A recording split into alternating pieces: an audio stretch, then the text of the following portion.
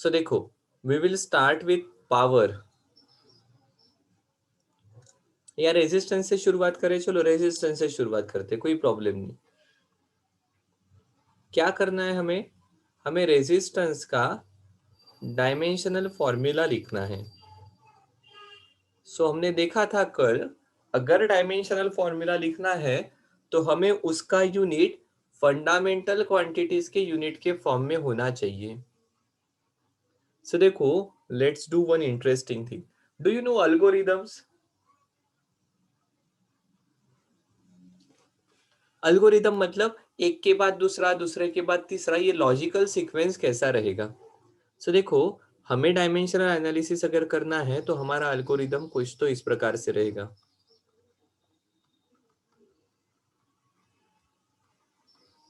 Physical quantity, उसके बाद क्या करेंगे?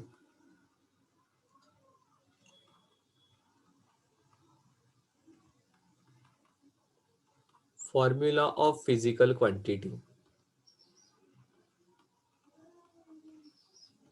उसके बाद क्या करेंगे?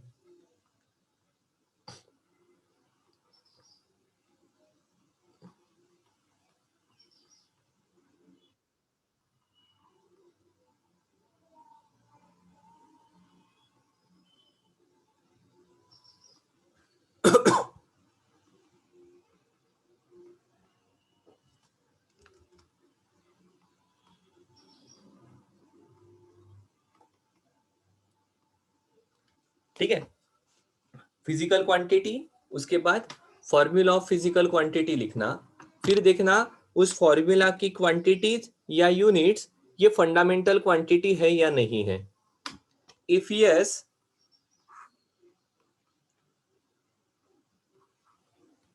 तो आपको क्या करना है?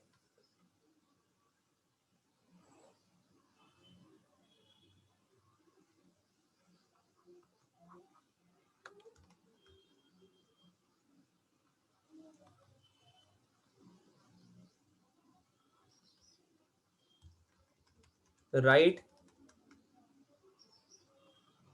with proper powers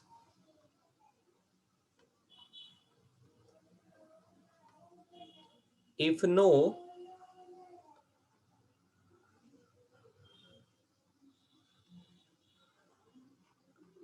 तो क्या करना है? सिंप्लीफाई। सिंप्लीफाई करने के बाद फिर से वापस जाना, देखना क्वांटिटीज या units should be of fundamental form और not. No, again simplify, right with proper powers and फिर डायमेंशनल इक्वेशन।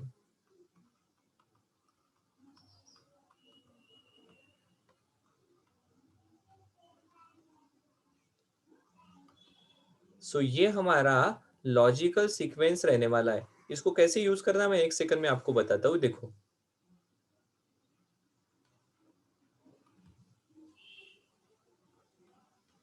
जस्ट एक minute. Physical quantity, formula of that physical quantity, देखना वो फंडामेंटल फॉर्म में है या नहीं। इफ यस, बहुत बढ़िया,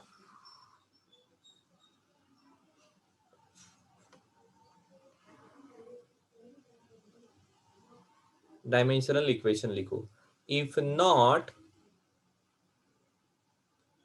तो सिंप्लीफाई करो और फिर इधर आ जाओ। जैसे just for example, what we have acceleration. क्या फॉर्मूला है एसिलरेशन का? change in velocity upon time. Change in velocity Upon time. Upon time. बहुत बढ़िया। अब क्या स्टेप है? नेक्स्ट स्टेप, इसकी यूनिट्स के बारे में सोचो। Change in velocity will be in metre per second, time will be in second. ठीक है, ओके। क्या ये फंडामेंटल फॉर्म में है क्या? Metre is unit of length, fundamental quantity, second and second again unit of fundamental quantity. Is it clear? हाँ, yes. Yes. तो yes पर आ गए, तो राइट प्रॉपर पावर्स, पावर्स ठीक से लिखनी है। सो ये हो जाएगा मीटर हाइफन सेकंड का स्क्वायर, पर ये डिनोमिनेटर में होने के कारण -2 लिखना पड़ेगा। And if that is clear, right dimensional equation. ऐसी इक्वेशन है मतलब इक्वल टू का साइन आ गया, प्रॉपर्टी स्क्वायर ब्रैकेट में आ गई। यहाँ पर मास नहीं है तो m0 मीटर एक बार है, L1 T⁻²। जो कल किया था वो इसी ऑल्गोरिदम में फिट होता है। Now talk about power. क्या फॉर्मूला है पावर का? Work upon time. पावर का फॉर्मूला है वर्क अपॉन टाइम। बहुत बढ़िया।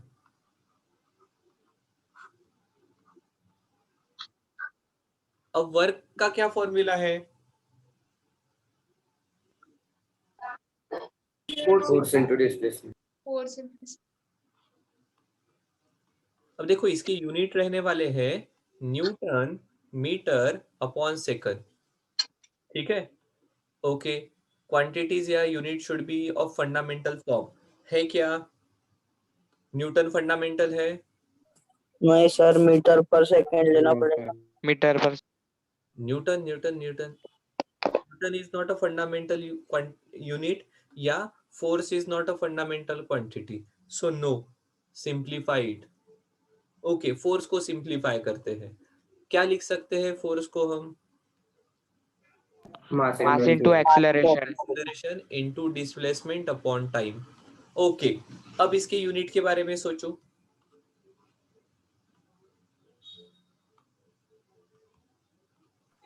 KG metre per second. यहाँ पर क्या आ जाएगा? Mass is in KG, acceleration is metre upon second square, displacement is in metre, time is in second. All these units are fundamental form, या all these units are fundamental units?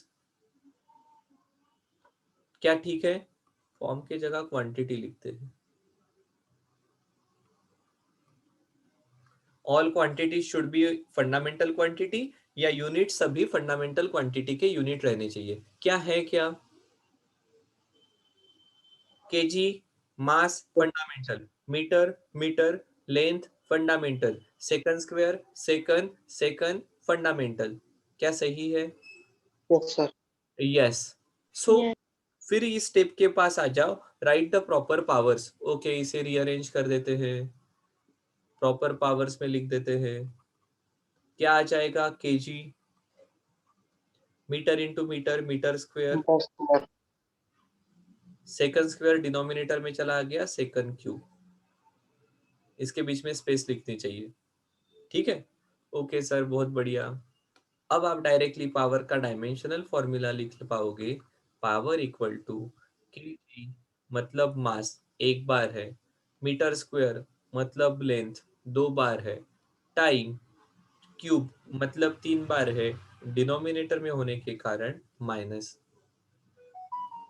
आया क्या ध्यान में अल्गोरिदम को कैसे use करना है? Yes sir. Okay, बहुत बढ़िया, लिख लो। फिर पहले वाले क्वेश्चन सॉल्व करते हैं।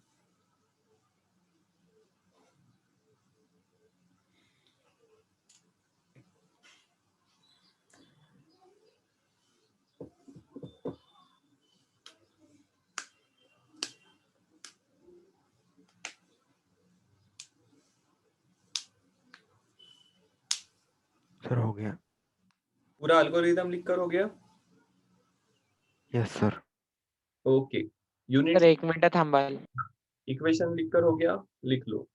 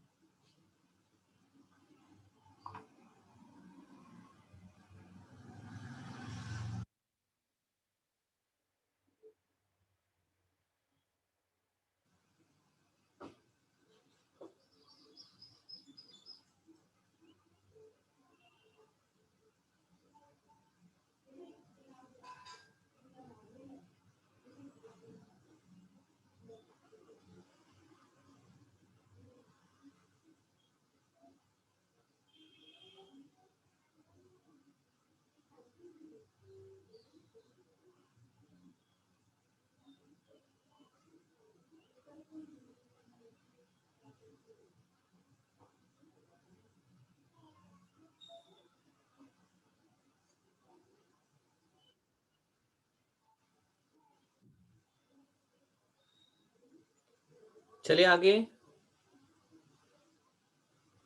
Yes, sir. Yes, sir. Okay चलो।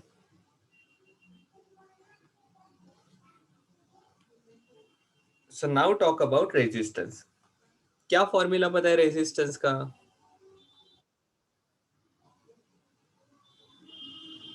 क्या फॉर्मूला है रेजिस्टेंस का?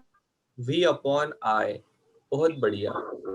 सो देखो, आपको अब पता चल गया electric current is one of fundamental quantity but V नहीं है। सो वोल्टेज का क्या फॉर्मूला है?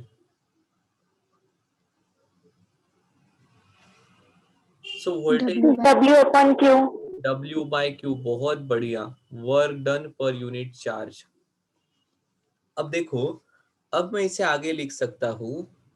Q फंडामेंटल नहीं है, सो Q को फंडामेंटल के फॉर्म में लिखना होगा। तो मुझे याद है I equal to Q by T. So Q equal to I into T. क्या सही है? हाँ सर।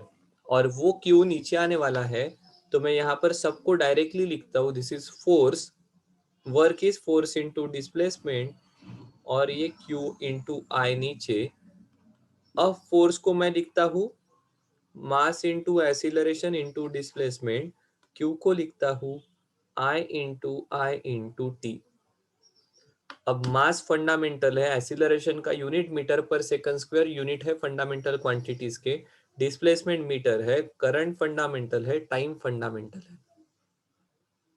अब मैं आगे लिख सकता हूँ, मेरे रेजिस्टेंस का unit should be of combination of mass kg, acceleration metre per second square, displacement metre, I into I ampere का square, time second. Rearrange kg metre square ampere square second का क्यूब। क्या सही है क्या?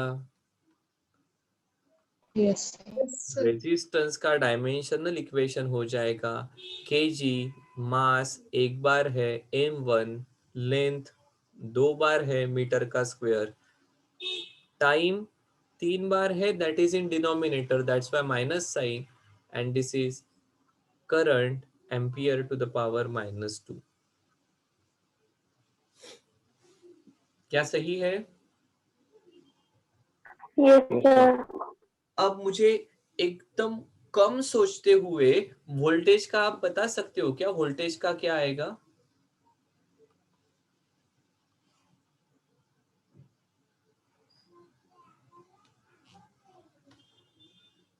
सो देखो, voltage का unit is I into are.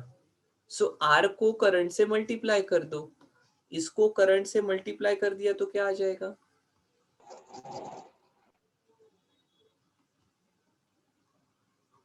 क्या आने वाला है?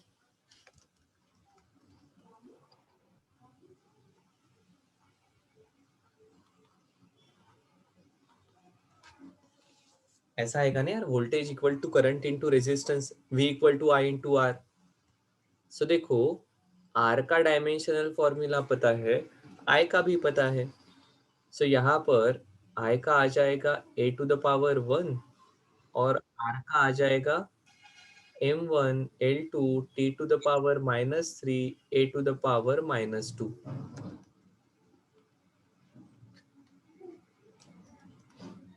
a to the power -2। अब a to the power 1, a to the power -2 indices के रूल जैसे के वैसे अप्लीकेबल है। इंडाइसेस के रूल जैसे के वैसे अप्लीकेबल है। क्या आ जाएगा ये फिर?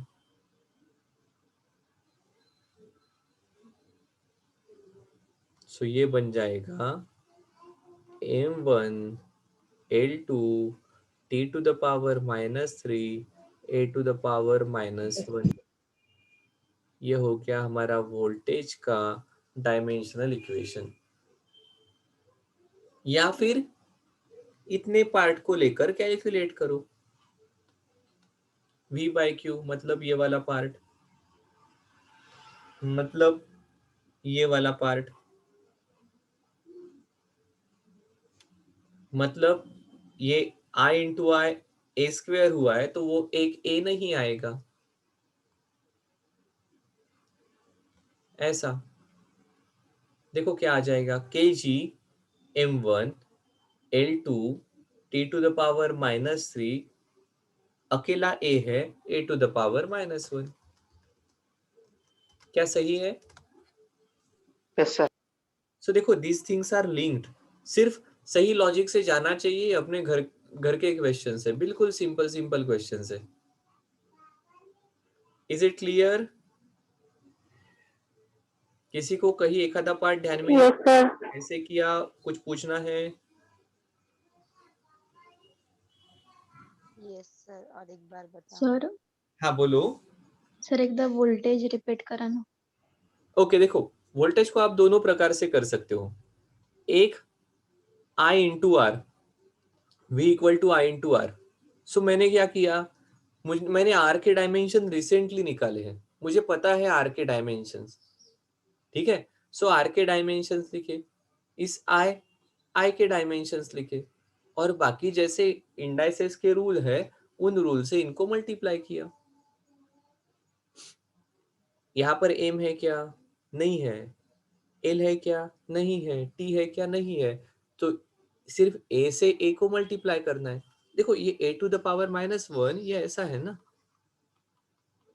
M0 L0 T0 A to the power 1, और ये ऐसा है M1 L2 T to the power -3 A to the power -2।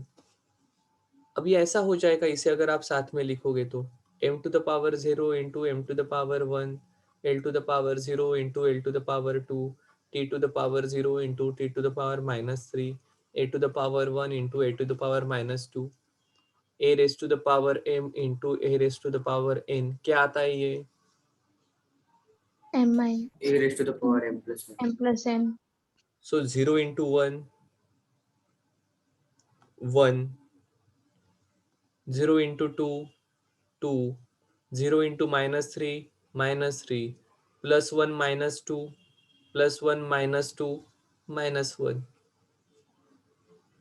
अब ये छोटे बच्चे 8वीं के बच्चे ऐसा लिखेंगे, अपने को ऐसा लिखने की जरूरत नहीं है, we can directly do this. आया है ध्यान में? सो ये एक Yes sir. तरीका है, अगर आपको ऐसे किसी एक आधे क्वांटिटी के डायमेंशंस पता है तो। अगर पता नहीं है तो हम क्या करेंगे, तो फिर पूरा कैलकुलेट करो जैसे यहाँ पर किया है। देखो फटाक से करके बताता हूँ। वोल्टेज क्या होता है? W by Q. वर्क को क्या लिख सकता हूँ मैं? Force into displacement. अब 2-3 बार करने के बाद मुझे पता है फोर्स को डायरेक्टली नहीं लिखना, फोर्स को लिखना मास इंटू एक्सीलरेशन। ये फोर्स हो गया, ये वर्क की डिस्प्लेसमेंट आ गई। चार्ज को लिख सकता हूँ मैं I इंटू टी। अब डायरेक्टली यूनिट लिखूंगा, kg metre per second square. Displacement major करते हैं मीटर में, करंट मेजर करते हैं एम्पियर में, टाइम मेजर करते हैं सेकंड में। ये आ जाएगा kg metre into metre metre square, second square नीचे आ गया, सेकंड का क्यूब इंटू एम्पियर। लिख लो M1 L2 T to the power -3 A to the power -1। दूसरा तरीका ये है। आया अभी ध्यान में?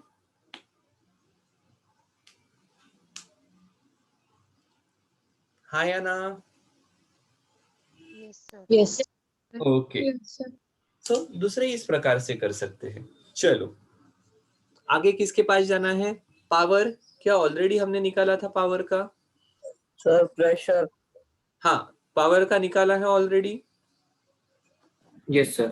ओके ठीक है, तो पावर हो गया। So resistance, voltage, power, pressure, resistivity and momentum. चलो we will talk about pressure. किया था ये कल या नहीं किया था? किया था ओके, चेक कर लो फिर। हाँ, प्रेशर क्या होता है? प्रेशर फोर्स अपन फोर्स अपॉन एरिया। बहुत बढ़िया। फोर्स को क्या लिख सकते हैं आप? एम इंटू ए डायरेक्शन। वे। ठीक है, बहुत बढ़िया। एरिया को अभी ए ही लिखेंगे, यूनिट्स लिख देते हैं। देखो, जब मैं यूनिट लिख रहा हूँ ना, मैं इक्वल टू का साइन नहीं लिख रहा हूँ, ध्यान में रखना, because pressure is not equal to pressure का यूनिट। ठीक है, सो एम आ जाएगा K G, acceleration metre per second square, and area किस में मेजर करते हैं? Metre. Metre square. Okay sir, जिसको हम इतना इग्नोर करते थे, उस यूनिट पर ही पूरा चैप्टर है। बिल्कुल, क्योंकि वो उतने इंपॉर्टेंट है। सो यह आ जाएगा केजी, ये मीटर ऊपर के नीचे के स्क्वायर के 1 मीटर के साथ चला जाएगा। ठीक है, सो नीचे क्या बचने वाला है? सिर्फ मीटर, और ये सेकंड स्क्वायर नीचे आ जाएगा। You will write pressure as mass है, लेंथ वन है।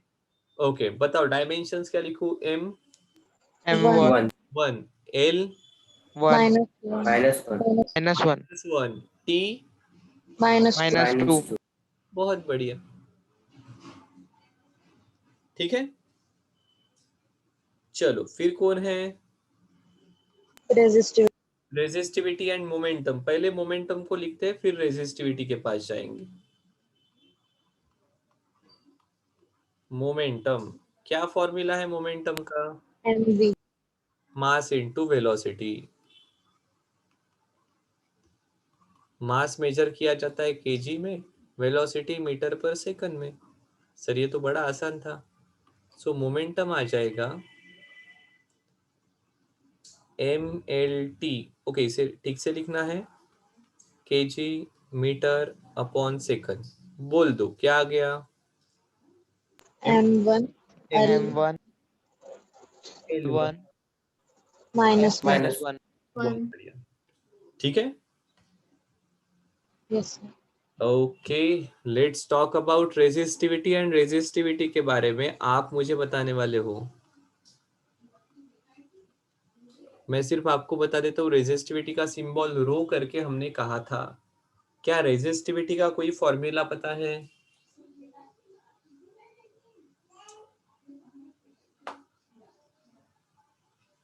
ओके, रेजिस्टेंस एंड रेजिस्टिविटी को कनेक्ट करने वाला कोई फॉर्मूला पता है?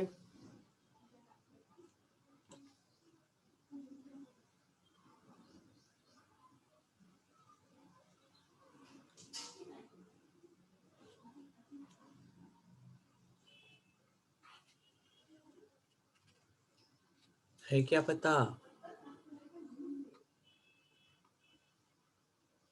Resistance is directly proportional to length, inversely proportional to area, और इन दोनों को जोड़ते हैं तो resistance equal to rho L upon A. ये रेजिस्टिविटी है जिसके बारे में हम बात कर रहे हैं। याद आ गया? आया क्या याद? अरे यस हाँ सर। ना, अब तो याद आना चाहिए ना, ऐसा पढ़ा है आपने। रेजिस्टेंस 4 पैरामीटर्स पर डिपेंड करता है। It depends on length, it depends on area, it depends on temperature, it depends on nature of material. So ये नेचर ऑफ मटेरियल है, ये लेंथ है, ये एरिया है, और टेम्परेचर पर ये रेजिस्टेंस डिपेंड करता है। These are 4 factors on which resistance of material depends. ठीक है, सर हाँ बोलो। सर एरिया हा क्रॉस सेक्शन एरिया राहील ना? Yes, it's a cross sectional area, बिल्कुल सही है। सो ये रेजिस्टेंस आ जाता है, रेजिस्टेंस रहता है हमारा रो एल अपॉन ए। मैं रेजिस्टिविटी का formula R into A upon L ऐसा लिखता हूं। अब आपके पास दो ऑप्शन है, आप रेजिस्टेंस को डायरेक्टली उठाकर यहां पर पुट कर सकते हो या इसे सॉल्व कर सकते हो। ठीक है, सो हम सॉल्व करेंगे। हाँ, रेजिस्टेंस को क्या लिखूं मैं? V बाय आई।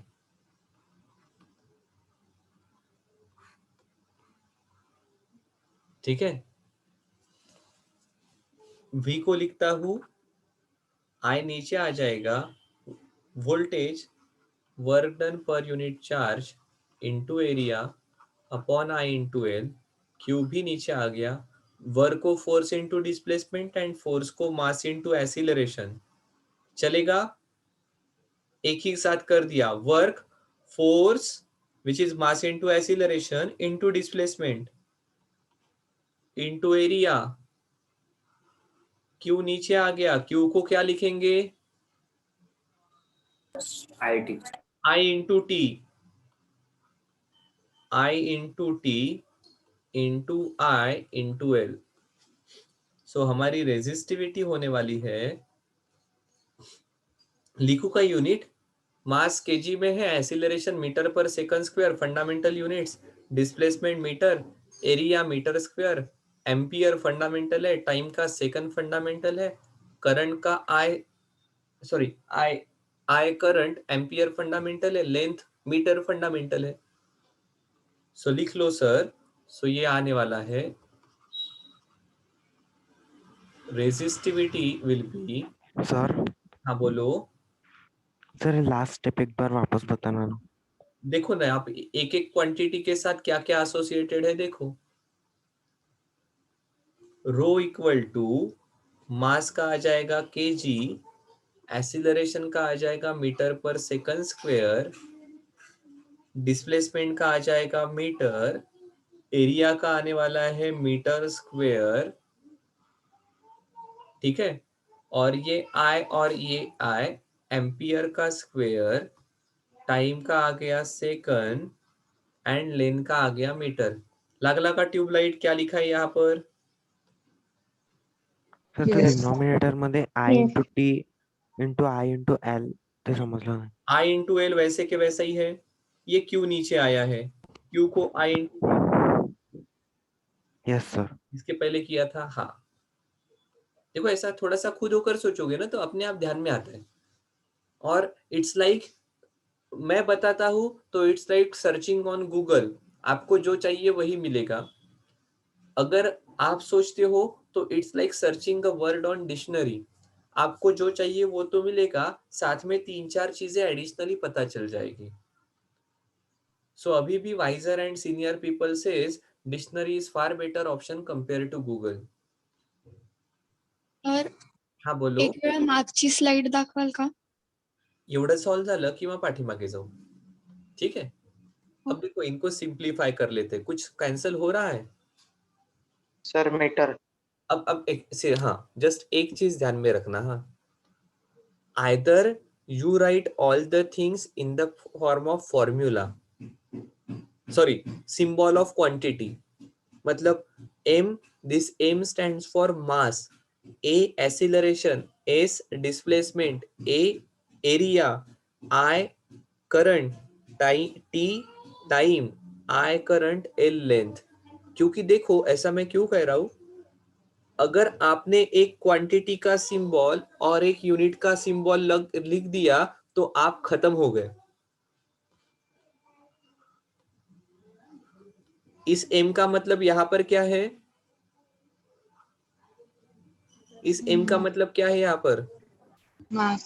Mass. और यहाँ पर m का मतलब क्या है, Meter. मीटर। a, इस a का मतलब यहाँ पर क्या है, एरिया। एरिया।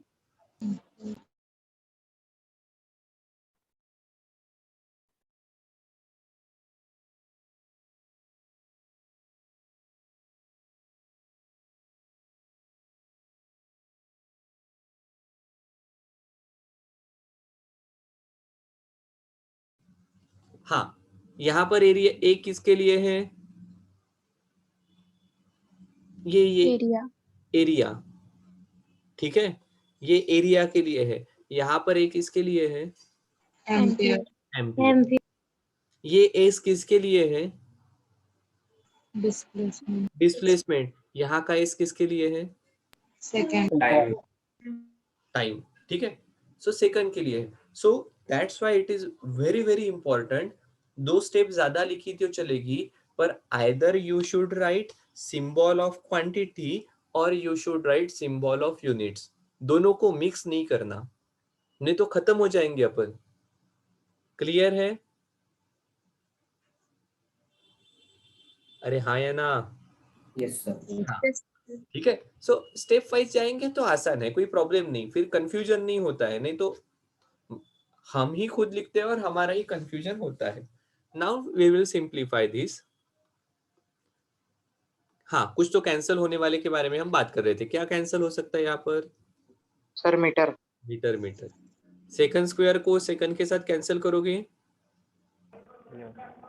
No sir. नहीं करेंगे। ये No. न्यूमरेटर के डिनोमिनेटर वाली चीज डिनोमिनेटर में आती है, ठीक है। कैंसिल नहीं करना है इसको। कभी कभी भागदौड़ी में अपन कर देते हैं। Metre into metre square will be metre का cube, A square upon A second का क्यूब, एम्पियर स्क्वायर नीचे आ गया।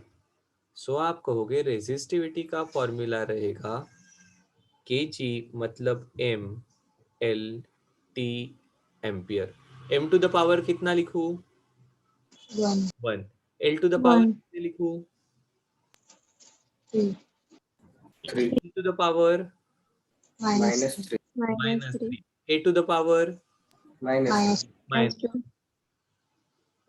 अब कोई ऐसा भी कह सकता है, सर 1 मिनट रुको, मुझे पता है रेजिस्टिविटी का यूनिट है ओहम मीटर। क्या सही है क्या? Yes sir. और ओहम का फॉर्मूला मुझे पता है, ohm resistance M1 L2 T to the power -3 A to the power -2 1 2 3 -2, ठीक है। सो आप ऐसा भी कह सकते हो सर M L 3 -2 और इस मीटर मतलब L to the power 1।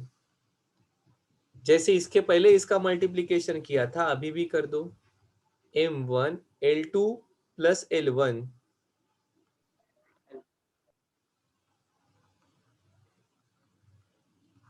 Compare कर दो।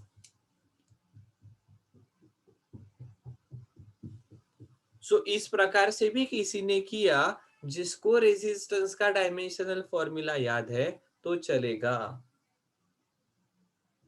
क्या सही है क्या? हमारा अल्गोरिदम क्या कहता है? देखो, हमारा अल्गोरिदम कहता है quantity should be in the fundamental form. मुझे रेजिस्टेंस फंडामेंटल फॉर्म में पता है, तो मैंने सिर्फ पावर्स को अरेंज कर दिया। मुझे रेजिस्टेंस फंडामेंटल फॉर्म में पता है, मीटर ऑलरेडी फंडामेंटल में है। हाँ बोलो, किसी ने तो आवाज दिया। सर आपने नेचर ऑफ मटेरियल रेजिस्टिविटी को ही कहा था ना? नेचर ऑफ मटेरियल मतलब रेजिस्टिविटी होती है। कॉपर की रेजिस्टिविटी अलग है, एल्यूमिनियम की अलग है, जिंक की और अलग रहेगी, गोल्ड की अलग रहेगी। So that is nature of material. क्या सही है क्या?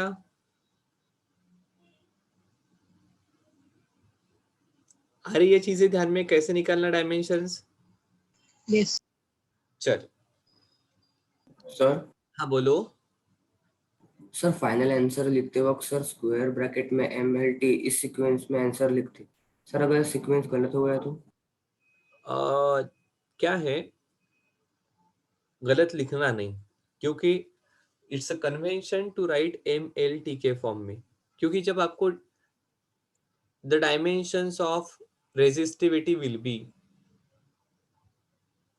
तो वहां पर ये इस प्रकार से आ जाता है। अगर क्वेश्चन में मेंशन किया होगा इन द सीक्वेंस तो ठीक है, but otherwise generally it is considered that you are writing mass first, length second and time third. किसी भी आप बुक में देखो या नेट पर सर्च करके देख लो, you will observe the convention is to write MLT। ठीक है, ये कन्वेंशन है, क्या सही है? इसको यस फॉलो सर। करना। चलो और कुछ?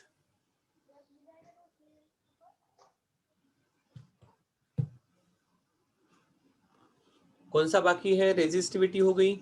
ओके, सभी हो गए क्या हमारे? Yes sir. ओके, क्या ध्यान में आ रहा है किस प्रकार से निकालना इनको? Yes sir. Yes sir.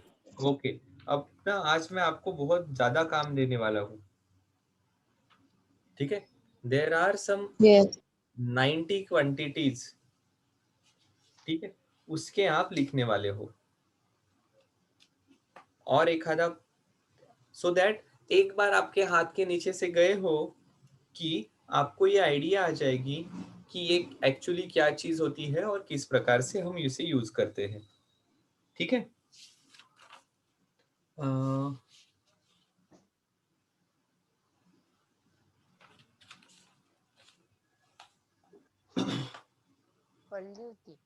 चलो अब यहाँ से थोड़ा सा आगे जाते हैं। सर आज लिंक सेंड कर देना। हाँ, आज पाठवतो। अब यहाँ से थोड़ा सा आगे जाते हैं और सर मागची slide. ओके, हाँ, देख लो कौन सी स्लाइड देखनी थी? ये वाली? नहीं सर, इसके भी पहले आगे वाली? की. इसके आगे की, ओके। सर और एक आगे. और एक आगे।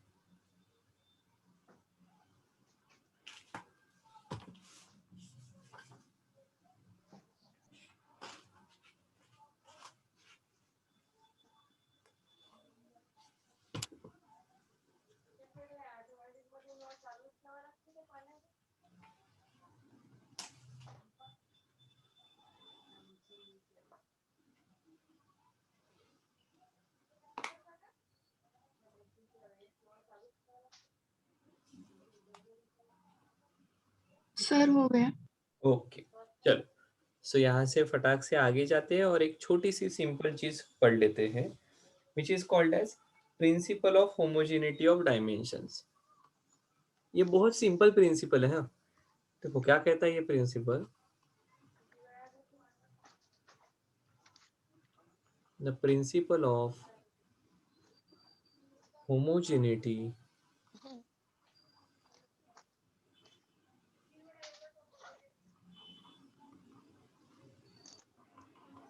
of dimensions। ये क्या कहता है?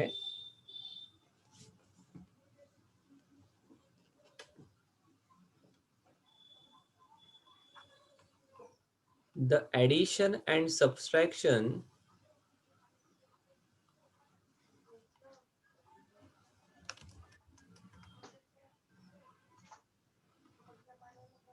of physical quantities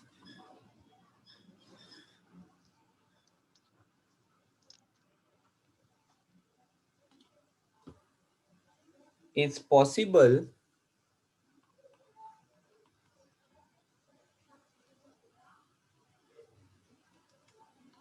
of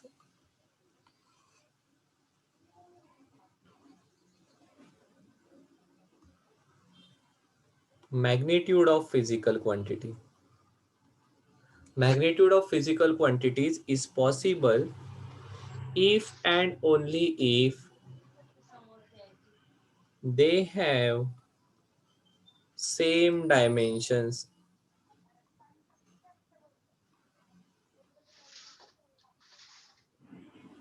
If they have same dimensions। Physical quantities के मैग्नीट्यूड की एडिशन सब्सट्रैक्शन ये तभी पॉसिबल है अगर उनके डायमेंशन सेम है। जैसे फॉर एग्जांपल आप कहते हो, वो हमने काइनेटिक एनर्जी और वर्क डन के रिलेटेड, या potential energy and work done, इसके रिलेटेड हमने देखा था कि work done equal to change in kinetic energy. ठीक है, कैसे लिखा था? सो देखो, ये ऑब्जेक्ट था, इसकी इनिशियल वेलोसिटी u थी, फाइनल वेलोसिटी v थी, डिस्प्लेसमेंट h हुई, एक्सीलरेशन a है, इसका मास m है, आपने इसके ऊपर लगाया है force. So force into displacement, but force रहेगा mass into acceleration into displacement. यहाँ पर आप डिस्प्लेसमेंट को लिख सकते हो v square minus U square upon 2a, हमारा रिलेशन है ना, 2a is equal to v square minus u square. So a is equal to v square minus u square upon 2a, a ने a को खाया, ये बन गया half m v square minus half m u square. So work done आ गया equal to half m v square minus half m u square. तो ये प्रिंसिपल का कहना ऐसा है, ये एडिशन एंड सब्सट्रैक्शन ये उसी केस में पॉसिबल होगी अगर इनके डायमेंशन सेम है। अगर ये प्लेन यहां पर हवा में उड़ रहा है, it is at height h, और इसकी वेलोसिटी v है, और इसका मास अगर m है, तो आप इसकी टोटल एनर्जी लिखोगे half m v square plus m g h। क्या लिखोगे क्या ऐसा? हाँ सर, ये उसकी v half M V square ये काइनेटिक एनर्जी है, mgh ये पोटेंशियल एनर्जी है।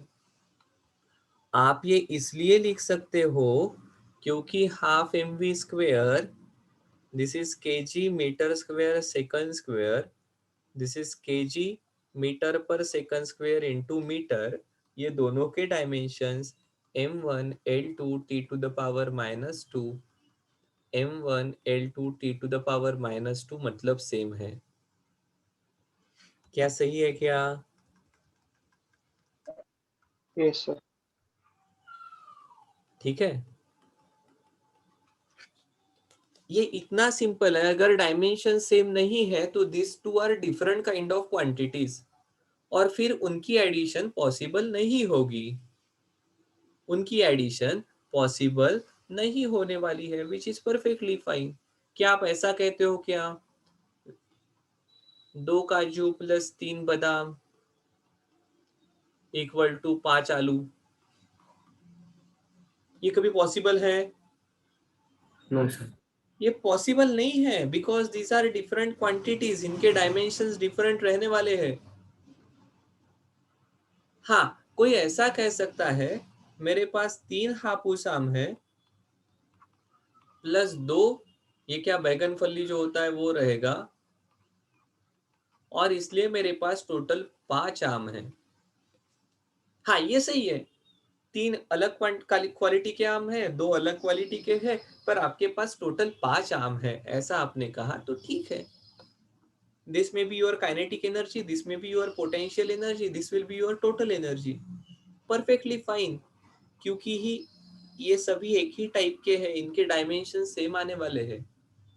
ये ऐसा नहीं लिख सकते हो आप। प्रिंसिपल ऑफ होमोजेनिटी यही कहता है। क्या सही है?